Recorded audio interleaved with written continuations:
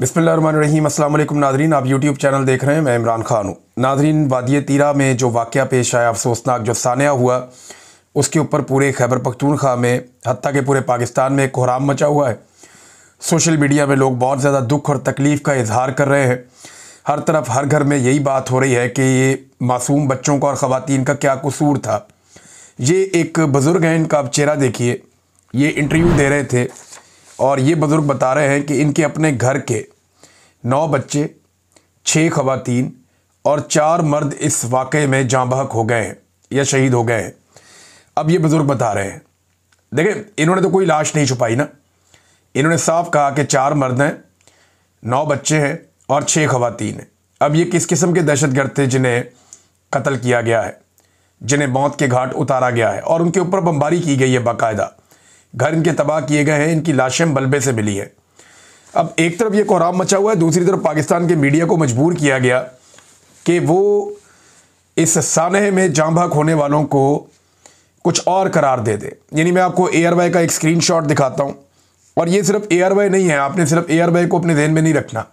ये पाकिस्तान के सारे मीडिया की ये हालत है। मीडिया चाहकर भी सच नहीं बोल सकता और मीडिया कंप्रोमाइज़ हो गया उन पैसों के एवज़ जो मीडिया को बहुत बड़ी मिकदार में दिए गए। जब से रजीम चेंज किया गया है तो नोटों की बोरियां खोल दी गई, सेठों को पैसों से नवाजा गया और उसके बाद सेठों ने आंखें बंद करके जो उन्हें एस्टेब्लिशमेंट ने कहा वो चलाना शुरू कर दिया।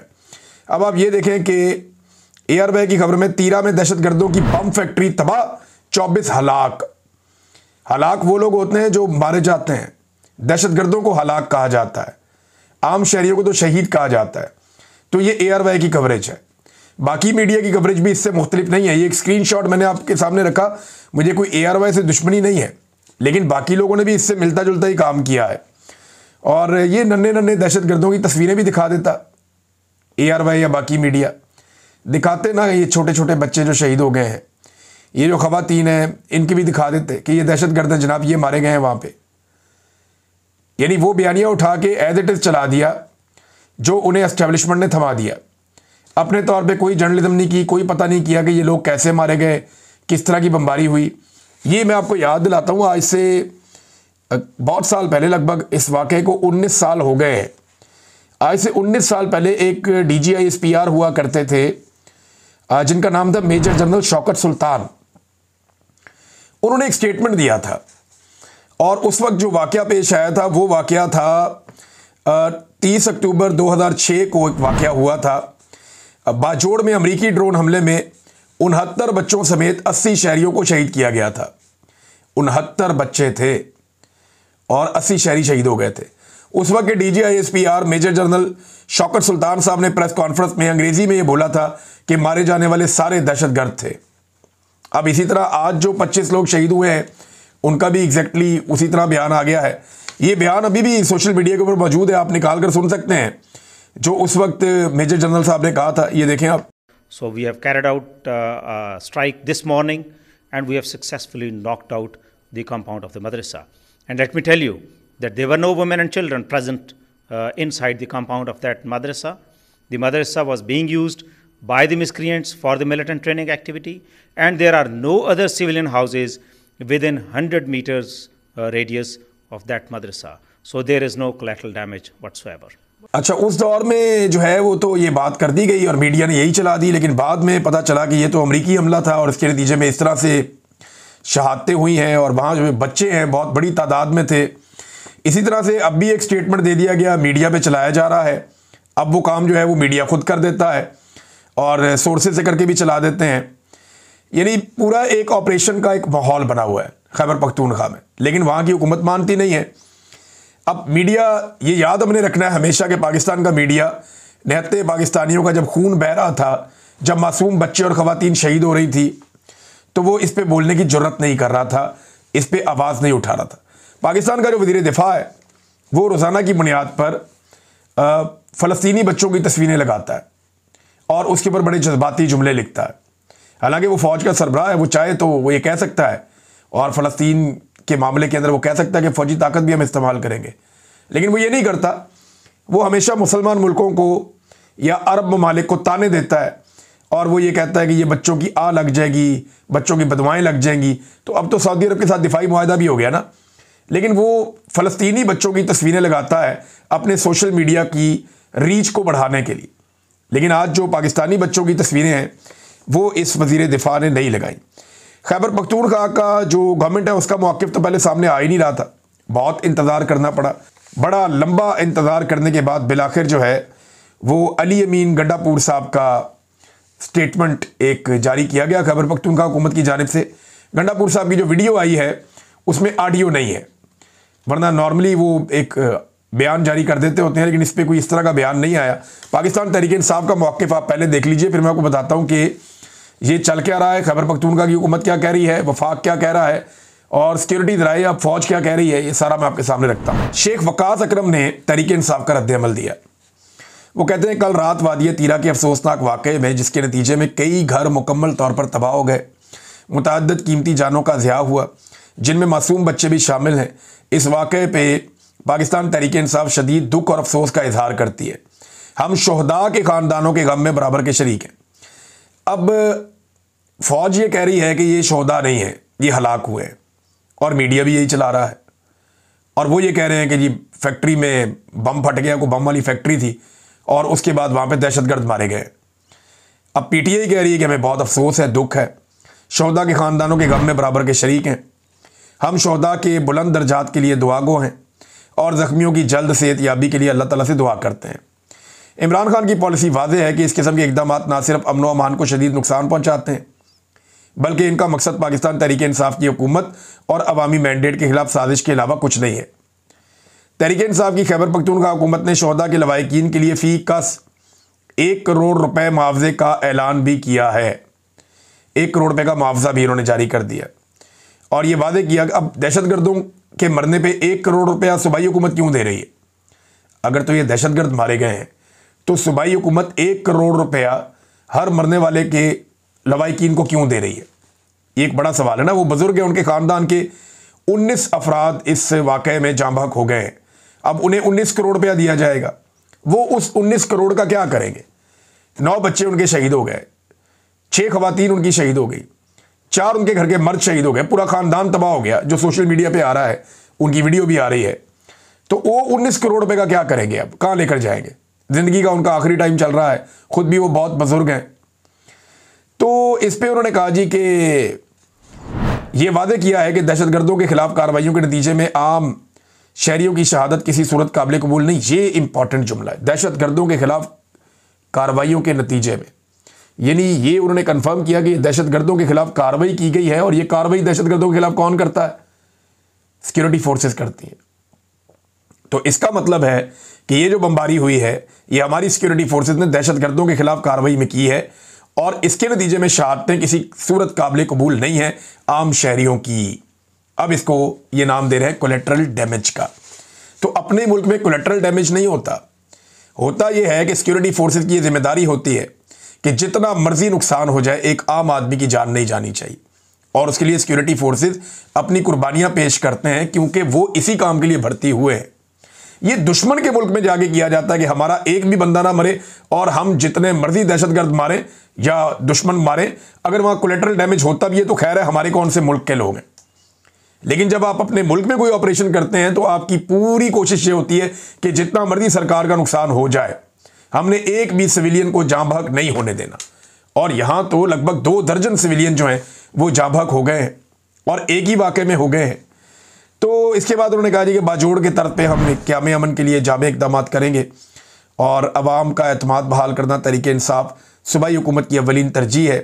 हर हाल में अमन व अमान के जानो माल के तहफ़्फ़ुज़ और आइन और कानून की बालादस्ती के साथ हम खड़े हैं, इस मकसद के लिए अपनी जद्दोजहद जारी रखेंगे। अच्छा, इसमें ना चंद सवालात हैं।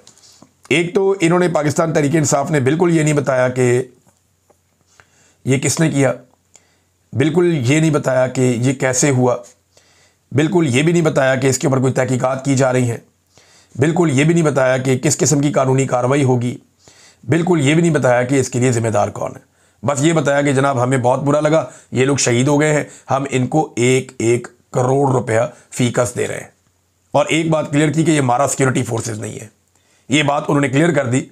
और वो ये ऐसे की कि जनाब वो दहशतगर्दी कार्रवाइयों के नतीजे में या दहशतगर्दी के खिलाफ जो ऑपरेशन हो रहा है या कार्रवाई हो रही है उसके नतीजे में आम शहरियों की शहादत किसी सूरत काबिल कबूल नहीं है। सारी कहानी इस एक जुमले के अंदर है। अब पाकिस्तान तहरीक-ए-इंसाफ का रवैया इस मामले के बाद भी जो खैबर पख्तूनख्वा की हुकूमत है उसका लगभग मादरत ख्वाना रवैया है। इमरान खान साहब की पॉलिसी इससे मुख्तलिफ थी और मुराद सईद साहब ने अब बड़ा खुलकर स्टेटमेंट दिया है। हमेशा मुराद सईद की जानिब से मुझे लगता है ये कोशिश की गई कि खैबर पख्तूनख्वा की हुकूमत को वो किसी भी सूरत हेड ऑन ना लें, लेकिन इस मरतबा मुराद सईद ने बड़े सख्त बयानात दिए हैं। उन्होंने कहा जी कि अगर आपने मिलिट्री ऑपरेशन की इजाज़त नहीं दी तो खुलकर आएं और बताएं, बल्कि अमली इकदाम करें। Action in aid civil power ये एक कानून है जिसके तहत फौज खैबर पख्तूनख्वा के अंदर ऑपरेशंस करती है और ये जो कानून है ये खैबर पख्तूनख्वा से पास हुआ है। खैबर पख्तूनख्वा की असम्बली इसको 5 मिनट में ख़त्म कर सकती है। अक्सरियत है अली अमीन गंडापुर के पास और वैसे भी अदालत ने इसको उड़ा दिया था कानून को। ये तो खैबर पख्तूनख्वा की ही हुकूमत अपील लेकर सुप्रीम कोर्ट में गई हुई है और स्टे लिया हुआ है। अगर वो स्टे उठा ले वहाँ से या रिव्यू वहाँ पे जो पटिशन दायर की हुई है वो उठा ले तो वैसे ही ये कानून ख़त्म हो जाएगा। तो इस पे मुराद सईद ने कहा कि action in aid civil power की करारदाद के बाद कानून साजी करें, सुप्रीम कोर्ट से रिव्यू पटिशन अपनी वापस लें। मजीद जो है मुराद सईद ने कहा सूबाई हुकूमत वादी तीरा में लड़ाका तैयारों से जो शहीद किए गए हैं इसके खिलाफ अपनी मुद्दईयत में FIR दर्ज करे।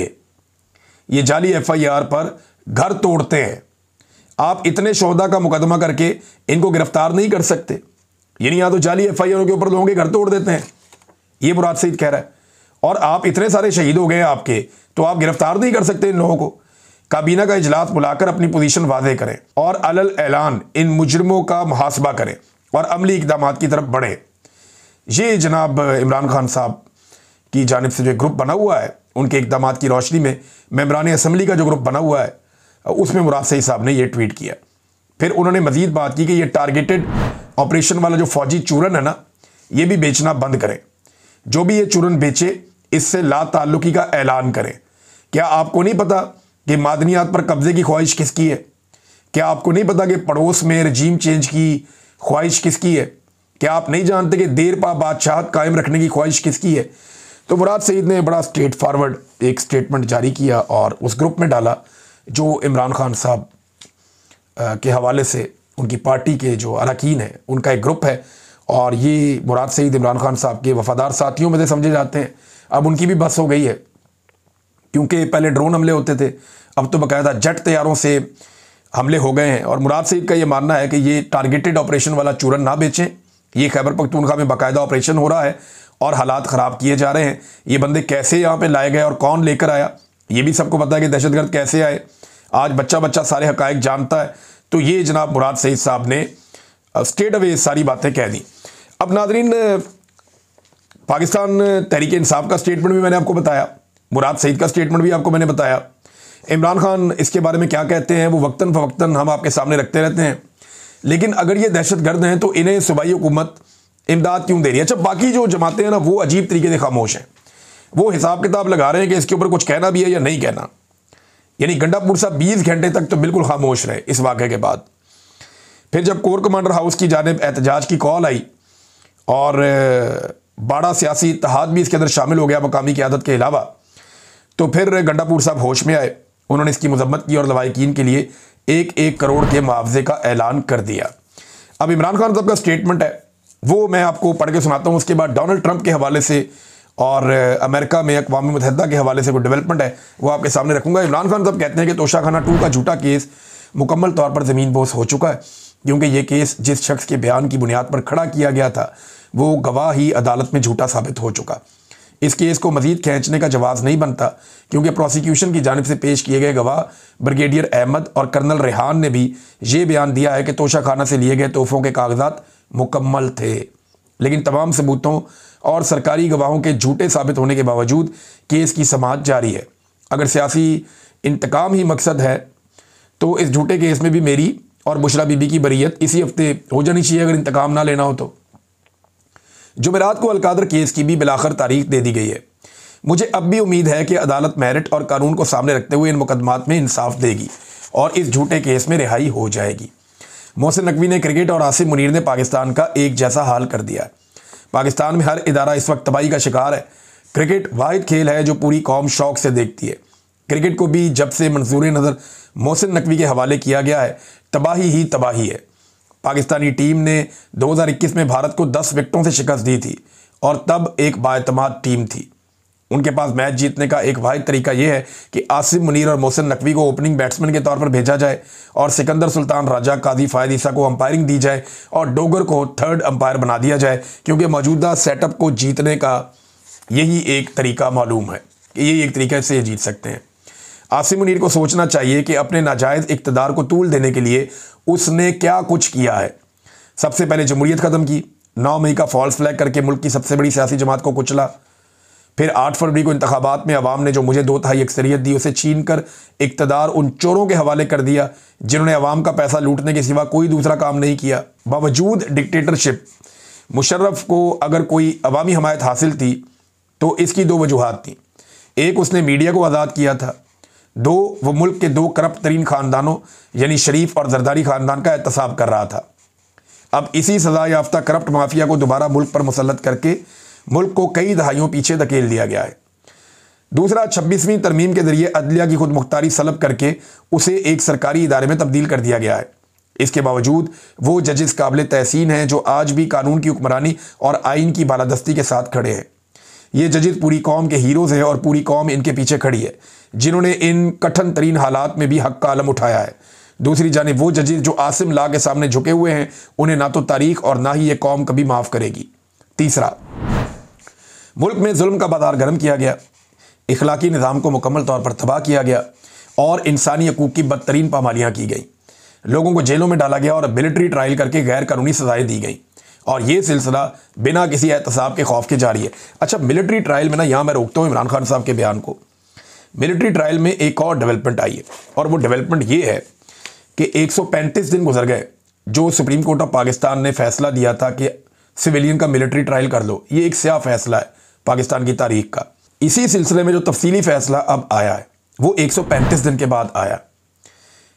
मुख्तसर फैसले में भी ये कहा गया था, तफसीली फैसले में भी यही कहा गया है कि हुकूमत 45 दिनों में कानून साजी करे ताकि जो मिलिट्री कोर्ट में सज़ा मिले जिन कैदियों को, वो हाई कोर्ट में अपील कर सकें और इस हवाले से जो हुकूमत है वो कानून साजी करे। लेकिन आज 135 दिन गुजरने के बावजूद कानून साजी नहीं हुई। जो कानून साजी 22 जून को मुकम्मल होनी थी वो अभी तक नहीं हुई।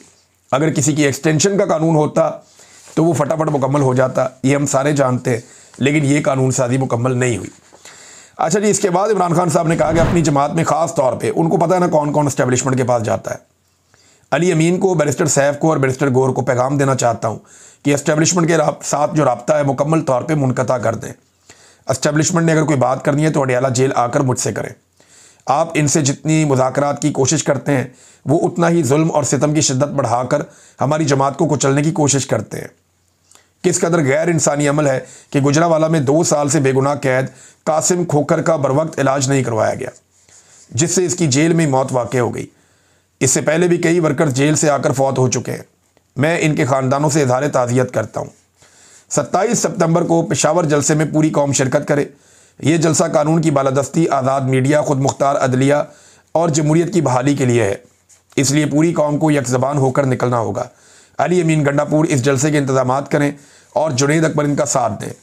पूरी पार्टी और वर्कर्स इस जलसे को तारीखी बनाने के लिए मेहनत करें। ये नाज़रीन इमरान खान साहब का स्टेटमेंट है। अब शहबाज शरीफ साहब गए हुए हैं अमेरिका, वो लंदन से अमेरिका चले गए। वहाँ वो शिरकत करेंगे अक़वाम मुत्तहिदा के इजलास में। वहाँ डोनाल्ड ट्रंप से मुलाकात भी है और डोनाल्ड ट्रंप के हवाले से जो बात की गई कि वो मुख्तलिफ ममालिक के रहनुमाओं से मिलेंगे, जिनमें एशियाई ममालिक में कतर, सऊदी अरब, इंडोनेशिया, तुर्की, पाकिस्तान और उर्दन के रहनुमा होंगे। अब ये मुलाकात इकट्ठी होगी या अलग अलग होगी या 2-2, 5-5, 10-10 मिनट की होगी, ये आइडिया नहीं है, लेकिन ट्रंप की इनसे मुलाकात करवाई जाएगी। फिर यूक्रेन और अर्जेंटीना और यूरोपीय यूनियन के रहनुमाओं से भी डोनाल्ड ट्रंप की मुलाकातें। डोनाल्ड ट्रंप का एक बड़ा मसला ये है कि मगरबी ममालिक जो फ़लस्तीन को तस्लीम कर रहे हैं, ये चीज़ डोनाल्ड ट्रंप को इरिटेट करती है और परेशान करती है। जहाँ ये काम हो रहा है वहाँ डोनाल्ड ट्रंप चाहते हैं कि कुछ ममालिक इसराइल को भी तस्लीम करें, क्योंकि इसराइल की सपोर्ट जो है वो अमेरिका करता है, ये हम सब जानते हैं। अब बरतानिया, ऑस्ट्रेलिया, कनाडा और पुर्तगाल के बाद एक और मुल्क सामने आया है, फ्रांस। उसने भी फ़लस्तीन को तस्लीम करने का ऐलान कर दिया। बरतानिया में बाकायदा फ़लस्तीनी एम्बेसी कायम हो चुकी है, उसका झंडा भी बुलंद किया गया और बाकायदा उन्हें अब एक स्टेटस मिल चुका है यहाँ पे एम्बेसी का बरतानिया में। तो ये एक बड़ी खबर है। ऑस्ट्रेलिया और कनाडा और पुर्तगाल और फ्रांस में भी ये होने जा रहा है। दीगर मगरबी ममालिक भी ऐसा इरादा रखते हैं। अब डोनाल्ड ट्रंप की कोशिश होगी कि कुछ और मुल्क इसराइल को तस्लीम कर लें, वहाँ कोई गुंजाइश पैदा हो जाए। डोनाल्ड ट्रंप ने सऊदी अरब के हवाले से एक स्टेटमेंट दिया। ये बड़ा इंटरेस्टिंग स्टेटमेंट है, मैं इसका तर्जुमा आपके सामने रखूंगा। इमरान खान साहब ने तो खुशाइंद करार दिया कि ये जो हुआ है सऊदी अरब के साथ पाकिस्तान का मुआहिदा, ये खुशाइंद है और अच्छी बात है, ये फ़ख्र की बात है। लेकिन डोनाल्ड ट्रंप ने सऊदी अरब के बारे में एक जो स्टेटमेंट दिया, ये जरा स्टेटमेंट आप देखिए। We protect Saudi Arabia. Would you say they're rich? And I love the king, King Solomon, but I said, King, we're protecting you. You might not be there for 2 weeks without us. You have to pay for your military. You have to pay. अब नाज़रीन ज़रा सुन लीजिए कि Donald Trump ने कहा क्या। उन्होंने कहा, जी हम सऊदी अरब का तहफ़्फ़ुज़ करते हैं।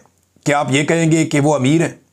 मैं उससे मोहब्बत करता हूँ किंग से, तो मैंने उससे कहा कि किंग हम आपका तहफ़्फ़ुज़ करते हैं, हमारे बगैर आपकी बादशाह 2 हफ्ते भी यहाँ नहीं ठहर पाएगी। तो जो फ़ौजी हैं या जो हमारा फ़ौजी हैं उनके लिए आप पे करें। अब ये बड़ी सख्त तकरीर है और आपको फ़ौज पर खर्च होने वाली रकम खुद अदा करनी होगी, ये डोनाल्ड ट्रंप ने कहा था। तो डोनाल्ड ट्रंप का अपना तरीका है प्रोटेक्शन देने का, लेकिन अब तो पाकिस्तान के साथ भी सऊदी अरब का एक मुआहिदा है।